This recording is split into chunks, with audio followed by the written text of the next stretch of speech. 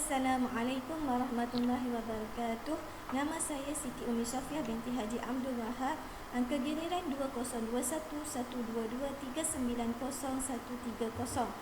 Alhamdulillah dan terima kasih kepada Dr. Sirajuddin bin Sapuan kerana banyak memberi tunjuk ajar dan bantuan semasa saya menjalankan kerja khusus ini dan menyelesaikan tugasan ini dengan sebaik yang mungkin. Antara isu yang bakal saya kupaskan selepas ini ialah isu dalam kepelbagaian sistem pendidikan Islam di Malaysia.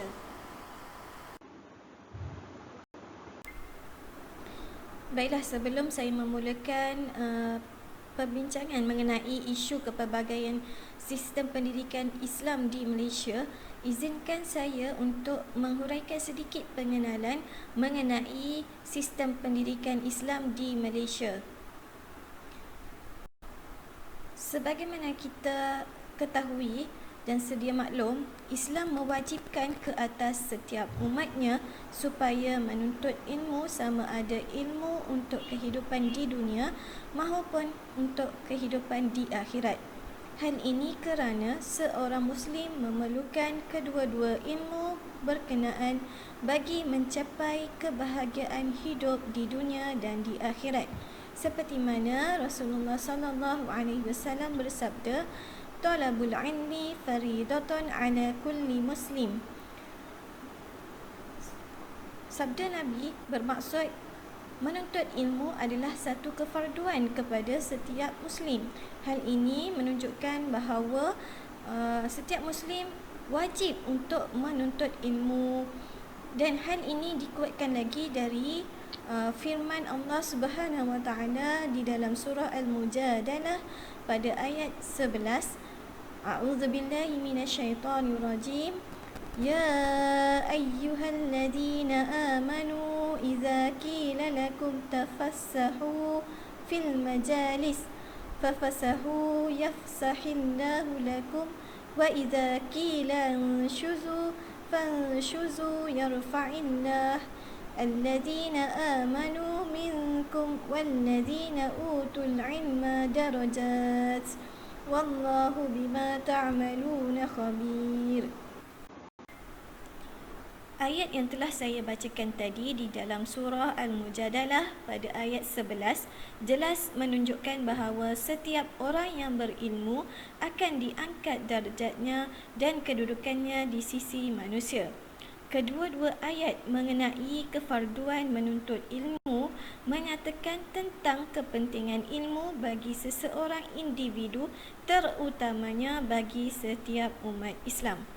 Islam sangat menekankan umatnya supaya menuntut ilmu tidak kira apapun bidangnya, terutamanya tentang pengetahuan Islam. Hal ini perlu bagi memastikan umat Islam tidak terpesong akidahnya dari pegangan Al-Quran dan As-Sunnah.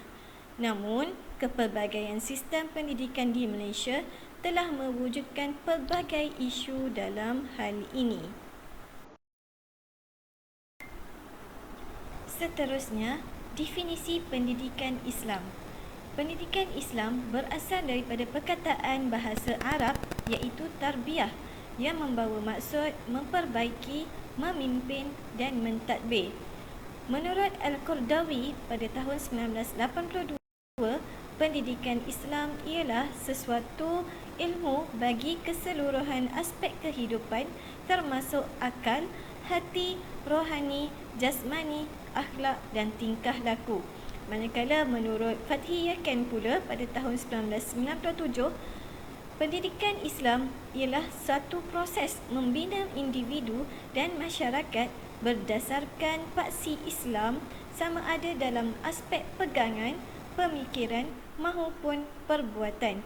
Manakala menurut pandangan saya, pendidikan Islam pula bermaksud sesuatu ilmu yang membawa kepada perubahan diri seseorang menjadi lebih baik sama ada dari segi jasmani, rohani, pemikiran maupun perbuatan. Di dalam sistem pendidikan di Malaysia, Pendidikan Islam merupakan salah satu subjek teras dan wajib dipelajari oleh semua murid yang beragama Islam, sama ada di peringkat sekolah rendah maupun di sekolah menengah. Dan mata pelajaran pendidikan Islam ini memerlukan sekurang-kurangnya 5 orang murid Muslim supaya mata pelajaran ini dapat diajar di dalam kelas tersebut. Di sekolah rendah, subjek ini telah dirangka mengikut kurikulum pendidikan Islam sekolah rendah. Kurikulum ini juga merupakan kurikulum yang dilaksanakan secara holistik, bersepadu, berkembang dan bersifat autentik, iaitu melibatkan proses dan perkembangan murid sejajar dengan keperluan falsafah pendidikan kebangsaan dan falsafah pendidikan Islam. Terdapat 4 matlamat di dalam sukatan kurikulum pendidikan Islam. Hal ini perlu dicapai bagi seorang guru pendidikan Islam dalam melahirkan seorang Muslim yang berilmu, beriman, berketerampilan, beramal soleh dan berakhlak mulia berdasarkan Al-Quran dan As-Sunnah. Selain itu, seorang guru juga perlu menerapkan murid-murid dengan nilai-nilai murni yang meliputi segala perkara dan aspek di dunia dan juga di akhirat. Hal ini perlu bagi seorang guru dalam melahirkan seorang murid ataupun seorang pelajar supaya menjadi seorang hamba dan khalifah Allah yang bertakwa. Kemudian dapat memberi sumbangan ke arah mempertingkatkan tamadun bangsa dan negara. Baiklah, saya akan menceritakan sedikit kisah ataupun sejarah mengenai perkembangan pendidikan Islam di Malaysia. Secara umumnya, permulaan perkembangan pendidikan Islam di Malaysia tidak dapat dikenal pasti secara tepat. Namun, ianya dapat dilihat melalui sejarah kedatangan agama Islam ke negara ini atau lebih dikenali dengan nama Tanah Melayu ketika itu. Perkembangan sistem pendidikan Islam bermula di Tanah Melayu apabila Raja Melaka yang pertama, iaitu Parameswara atau lebih dikenali sebagai Megad Iskandar Shah, telah memeluk Islam pada tahun 1441 Masihi. Kemudian diikuti oleh para pembesar kerajaan dan rakyat jelata. Bagi meningkatkan lagi kefahaman mengenai ajaran Islam, Parameswara mempelajari ajaran Islam daripada para ulama dan pendakwah yang datang berdakwah ke Melaka ketika itu. Pada ketika itu juga, istana dijadikan sebagai salah satu tempat mempelajari ilmu agama Islam sebagai tanda kecintaan dan minat yang mendalam terhadap ilmu. Pada zaman Parameswara memerintah negeri Melaka, para pemerintah negeri Melaka menggalakkan rakyatnya supaya mengambil berat dan cakna akan amalan agama mereka. Proses perkembangan ini telah menjadikan banyak tempat menjadi tempat untuk penyampaian ilmu atau institusi pengajian, sama ada di rumah, masjid, surau atau istana sebagai pusat dakwah dan aktiviti keilmuan. Sistem pendidikan Islam yang diwujudkan pada waktu itu ialah kelas mengaji Al-Quran. Ianya menjadi pembelajaran utama kepada semua lapisan masyarakat. Tidak kiralah sama ada pelajar itu pelajar muda ataupun pelajar yang lebih berusia. Huruf Jawi juga diperkenankan bagi memudahkan penduduk tempatan dalam mempelajari huruf-huruf hijaiyah yang menjadi tunjang utama dalam pembacaan Al-Quran. Pada peringkat awal, kelas pengajian Al-Quran diadakan di rumah guru yang mengajar Al-Quran. Apabila bilangan murid bertambah, kelas Al-Quran dipindahkan ke surau dan masjid. Selain pengajian Al-Quran, pendidikan Islam di Melaka juga turut berkembang menjadi pusat pengajian ilmu fiqh, tauhid, tafsir, sejarah, tasawuf dan falsafah Islam. Struktur pendidikan dan kurikulum ketika itu ialah dengan menekankan kepada pembacaan, penulisan dan pengajian Al-Quran dan ilmu-ilmu asas mengenai agama Islam. Selain Melaka, pengajian agama Islam juga mendapat perhatian daripada pemerintah dari negeri-negeri lain seperti Johor, Pahang, Jambi, Kampar dan gugusan pulau-pulau Melayu. Seterusnya, kita lihat pula pada perkembangan pendidikan Islam di zaman penjajahan Barat. Pada tahun 1551 Masihi, bermulalah zaman kejatuhan Melaka ke tangan penjajah dan hal ini telah menjejaskan aktiviti-aktiviti bangsa Melayu dari bidang ekonomi, politik, kebudayaan, agama dan juga pendidikan. Kedatangan penjajahan Barat adalah bertujuan untuk menguasai politik dan ekonomi di tanah Melayu dan memusnahkan pusat penyebaran Islam dan pendidikan Islam di rantau ini. Ini adalah salah satu cara untuk menghalang perkembangan agama dan ilmu pengetahuan tentang Islam serta dapat menghidupkan fahaman Kristian dalam kalangan penduduk tanah Melayu. Walaupun begitu, hal ini tidak berjaya menukar akidah penduduk ketika itu. Namun, kedatangan penjajah sedikit sebanyak telah merubah dan mengganggu sistem pendidikan Islam di tanah Melayu. Sebelum penubuhan sekolah Melayu, sistem pendidikan Islam masih berjalan seperti biasa. Namun, kegiatan dakwah ini terpaksa dijalankan secara rahsia bagi mengelakkan tentangan daripada pihak penjajah. Selepas tahun 1854, Sekolah Pengajian Al-Quran mula berubah corak pentadbirannya apabila diambil alih oleh pemerintahan Inggeris. Sekolah-sekolah agama ini diberi bantuan sepenuhnya oleh pemerintah Inggeris sekiranya mengadakan mata pelajaran membaca, menulis dan ilmu hisab selain mata pelajaran agama dan bacaan Al-Quran.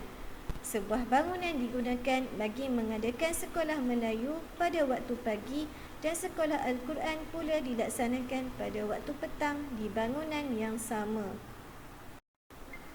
Namun begitu, masyarakat Melayu pada ketika itu tetap mengekalkan asas pendidikan Islam dan sanggup meningkatkan pengetahuan ke peringkat pengajian yang lebih tinggi dan menghantar anak-anak mereka ke luar negeri seperti Patani, Mesir dan beberapa negara-negara lain bagi menuntut ilmu agama. Kemudian, golongan inilah yang akan meneruskan sistem pendidikan Islam di tanah Melayu selepas tamat pengajiannya. Mereka juga memperbaiki kaedah dan sistem pengajian yang sedia ada kepada yang lebih baik dengan membuka institusi-institusi pengajian yang dikenali sebagai pondok. Segala aktiviti yang dijalankan semasa pengajian pondok ini dilakukan di masjid dan antara permasalahan-permasalahan dalam Islam yang sering dibincangkan di masjid ialah hukum hakam, akidah dan masalah-masalah lain dalam hal ehwal agama Islam.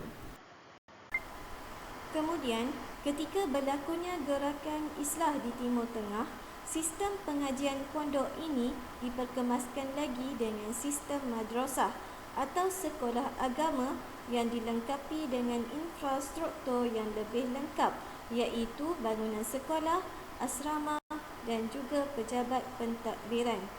Manakala pada tahun 1952, satu ordinan pelajaran telah digubal iaitu Ordinan Pelajaran 1952. Salah satu isi kandungan yang terdapat di dalam ordinan tersebut ialah mengenai pelajaran agama Islam dan menjadikannya sebagai sebahagian daripada kursus-kursus pelajaran di sekolah bantuan kerajaan. Kemudian, pelajaran agama Islam ini terus mendapat perhatian apabila laporan Razak pada tahun 1956 mencadangkan agar mana-mana sekolah yang muridnya kurang daripada 15 orang yang beragama Islam, maka pelajaran tersebut hendaklah berada di bawah peruntukan kerajaan. Cadangan ini diterima oleh kerajaan dan dimasukkan ke dalam Ordinan Pelajaran 1957 dan mewajibkan sekolah mengadakan kelas agama Islam sekiranya mempunyai lebih 15 orang murid yang beragama Islam dan diperuntukkan masa sekurang-kurangnya sebanyak 2 jam seminggu. Seterusnya, kita lihat pula pada perkembangan pendidikan Islam selepas merdeka. Setelah Tanah Melayu telah mencapai kemerdekaan pada tahun 1957, pengajian pendidikan Islam menjadi semakin berkembang dan berlaku beberapa perubahan dalam perundangan mengenai perkara berkaitan. Dalam Syur Penyata Abdul Rahman Talib 1960, perbelanjaan dinyatakan secara terperinci dan segala perbelanjaan berkaitan pendidikan agama Islam adalah ditanggung oleh Kementerian Pelajaran. Berdasarkan cadangan tersebut, Akta Pelajaran 1961 telah menyediakan peruntukan kewangan selain mewajibkan sekolah-sekolah bantuan kerajaan mengadakan kelas pengajian agama Islam selama 2 jam seminggu.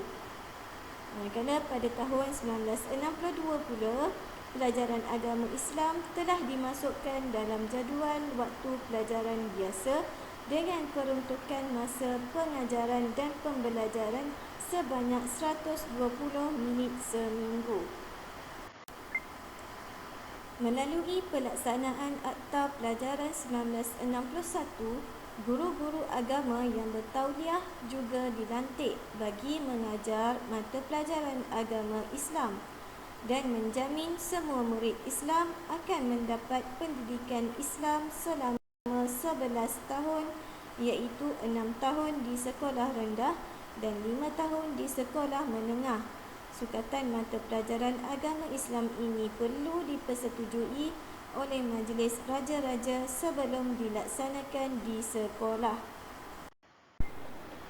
Seterusnya, saya akan mengupaskan sedikit isu-isu yang berkaitan akibat kepelbagaian sistem pendidikan Islam di Malaysia. Secara umum, sistem pendidikan Islam di Malaysia terdiri daripada 2 sistem, iaitu sistem pendidikan formal dan sistem pendidikan tidak formal. Baiklah, kita lihat pula sistem pendidikan formal. Apa dia sistem pendidikan formal? Sistem pendidikan formal merupakan suatu sistem persekolahan yang dapat dipelajari di mana-mana institusi pendidikan dan pengajian, dan guru mengajar pembelajaran sesuatu subjek mengikut sukatan yang telah disediakan.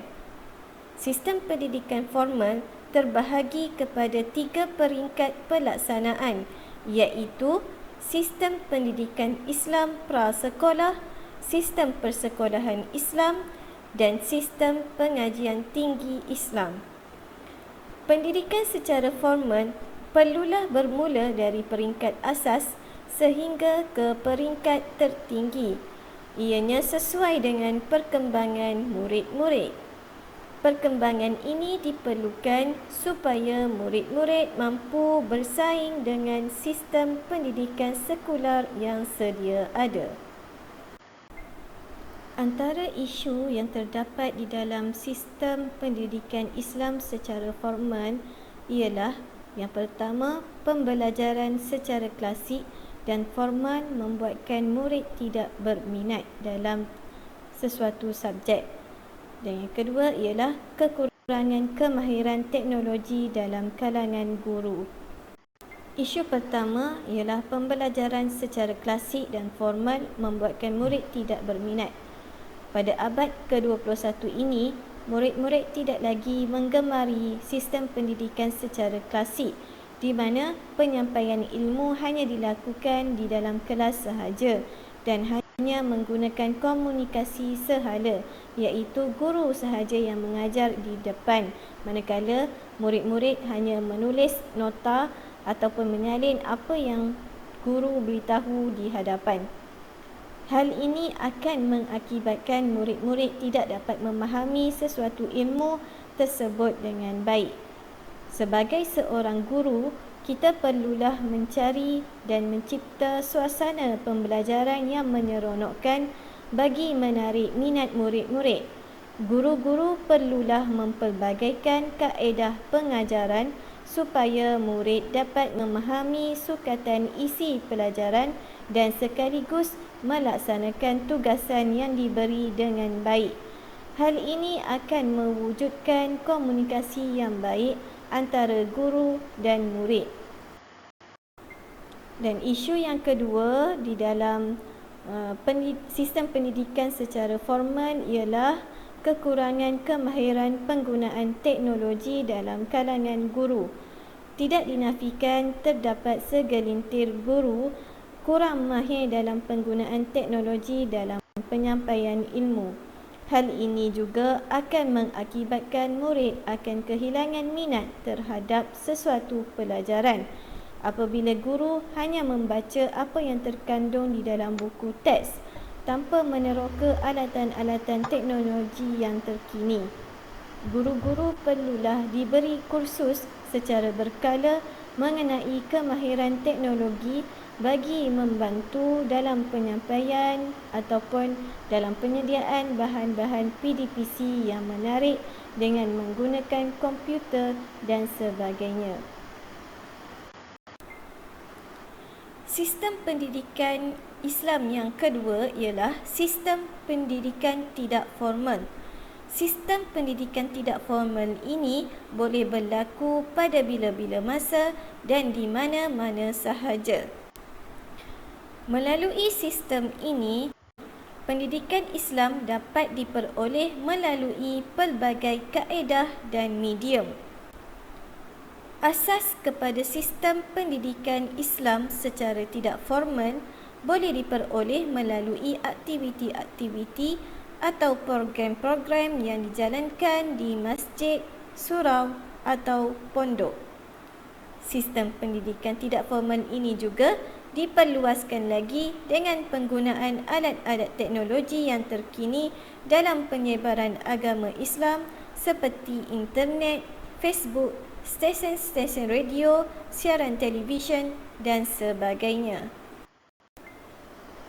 Antara isu dalam sistem pendidikan Islam secara tidak formal yang akan saya kupaskan sebentar lagi ialah yang pertama, penyelewengan ilmu dan yang kedua ialah lambakan ustaz segera. Baiklah, isu yang pertama yang berlaku dalam sistem pendidikan tidak formal ialah isu berlakunya penyelewengan ilmu. Seperti yang kita sedia maklum, media sosial boleh mendatangkan kebaikan dan juga keburukan kepada seseorang individu. Antara kebaikan media sosial ialah dapat menyebarkan sesuatu maklumat dengan lebih mudah dan pantas. Namun, dengan kecanggihan teknologi yang ada, manusia boleh membuat apa sahaja di media sosial tanpa kawalan yang ketat. Hal ini dapat dilihat apabila tersebarnya berita-berita palsu di media sosial. Hal-hal berkaitan agama Islam juga turut menjadi bahan sebaran palsu oleh segelintir manusia yang tidak bertanggungjawab. Hal ini dapat dilihat melalui tersebarnya hadis-hadis palsu di media sosial dengan lebih meluas. Dan hal ini akan menyebabkan akidah dan pegangan seseorang individu tersebut terpesong dari landasan yang benar. Antara langkah bagi membendung perkara ini ialah peranan individu itu sendiri perlulah sentiasa menyelidik terlebih dahulu segala berita yang diperoleh melalui media sosial. Sekiranya terjumpa bahan-bahan yang boleh mengakibatkan terpesongnya akidah, hendaklah dilaporkan kepada pihak berkuasa. Isu yang kedua yang terdapat di dalam sistem pendidikan tidak formal ialah isu lambakan ustaz segera. Hal ini terwujud kerana adanya program-program realiti televisyen yang berunsurkan Islamik seperti Imam Muda, Pencetus Ummah, Pendakwah Milenial dan sebagainya. Tidak dinafikan, program ini sangat bagus untuk diteruskan.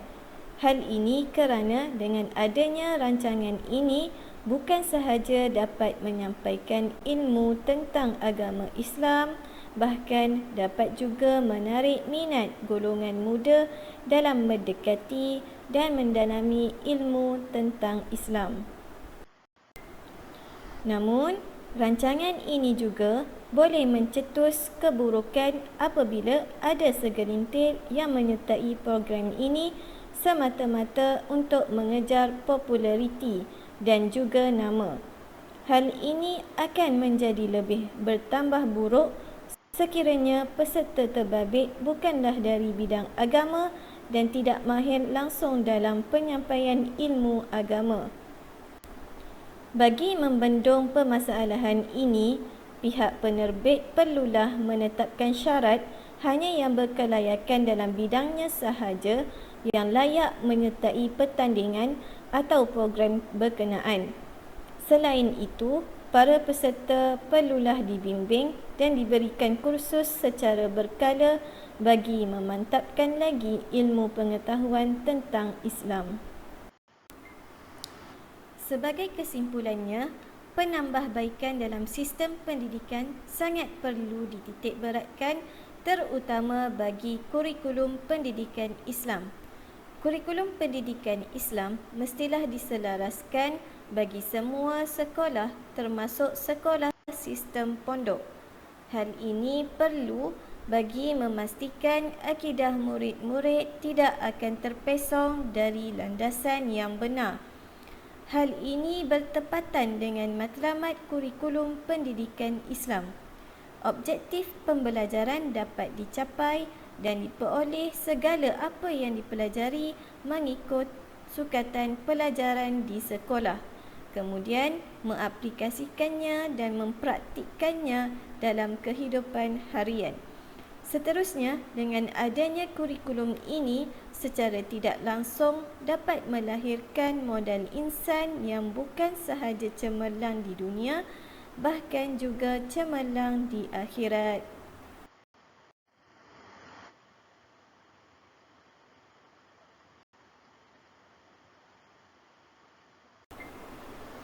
Sekian sahaja pembentangan saya mengenai isu-isu kepelbagaian sistem pendidikan Islam di Malaysia. Terima kasih.